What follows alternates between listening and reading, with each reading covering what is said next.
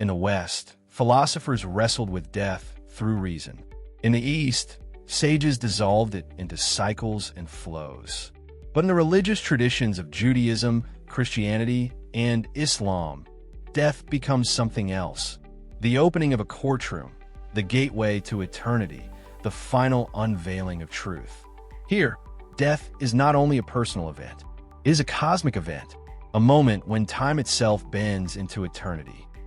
Judaism, the oldest of the Abrahamic traditions, has a complex relationship with death. In the Hebrew Bible, death is often depicted as Sheol, the shadowy underworld, a place of silence and darkness. Not torment, not paradise, but a gray twilight where all the dead, righteous or wicked, rest in silence. Yet within Judaism, hope grew.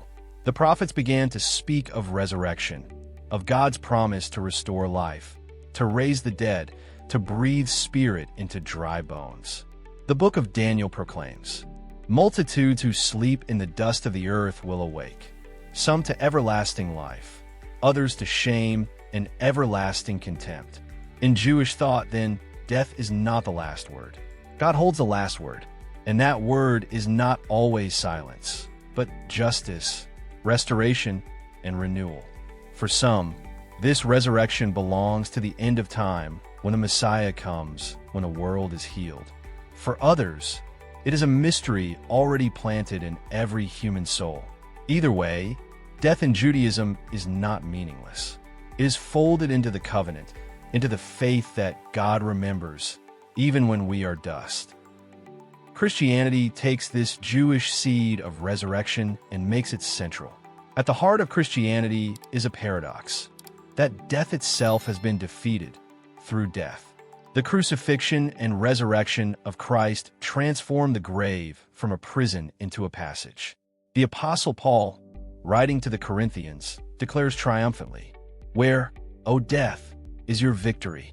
Where, O death, is your sting?" In Christian vision, death is not annihilation but judgment, not the end but the threshold. At death, the soul stands before God. Heaven or hell, salvation or damnation, all hinge on this moment. And yet, Christianity also speaks of a final resurrection, when bodies themselves will rise, transformed, glorified, reunited with spirit. Death is undone not only for the soul, but for the body, which was once mortal, corruptible, and will become incorruptible. Here, death is terrifying, for it means judgment. But it is also hopeful, for it promises eternal life. The Christian does not welcome death for its own sake, but for what lies beyond it: union with God, the vision of the divine, the eternity of love.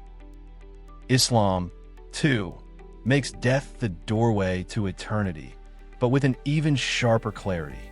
In Islamic teaching, death is the moment when the soul is separated from the body and enters the barzakh, the barrier between this life and the day of judgment. The dead are questioned in their graves by angels. Who is your Lord? What is your religion? Who is your prophet? The grave itself becomes a place of comfort for the righteous, or a place of torment for the wicked, until the day when all are raised. On that day, all humanity stands before God. Deeds are weighed on scales, every action remembered, every secret unveiled.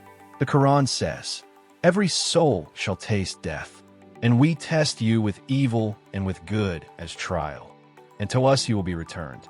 For the believer, death is not the end but the true beginning, the passage into paradise, gardens beneath which rivers flow, the nearness of God. For the disbeliever, it is the passage into hellfire, the severance from divine mercy. In Islam, then, death is the most decisive moment of existence. Life is a test. Death is the result. Eternity is the grade. What unites Judaism, Christianity, and Islam is this: death is not merely personal, but cosmic. It is not only the fading of breath, but the unveiling of truth. For the secular philosopher, death may be nothing. For the Buddhist, it is dissolution. For the Taoist, transformation. But for the Abrahamic faiths, death is encounter. Encounter with God, encounter with judgment, encounter with eternity. And here, fear and hope intertwine. Death is dreadful because eternity hangs on it, but it is also hopeful because beyond it lies redemption, justice, and union with the divine. And so again, the question echoes, what are you doing while waiting to die? For in these traditions, life itself is preparation for death. Every action, every word, every thought weighs on the scale. Life is the seed, death is the harvest. To live well is to die well. To die well is to enter eternity well. In Part 4, we will return to modern times, to Kierkegaard, Nietzsche, Sartre, Camus, Heidegger. Here, religion fades, and man is left alone with the abyss. The question becomes raw, urgent. If God is silent, if death is nothingness, how do we live? But for now, linger here, with the grave, with the scales, with the trumpet of judgment, and ask yourself, not as philosophy, but as life, are you ready to die?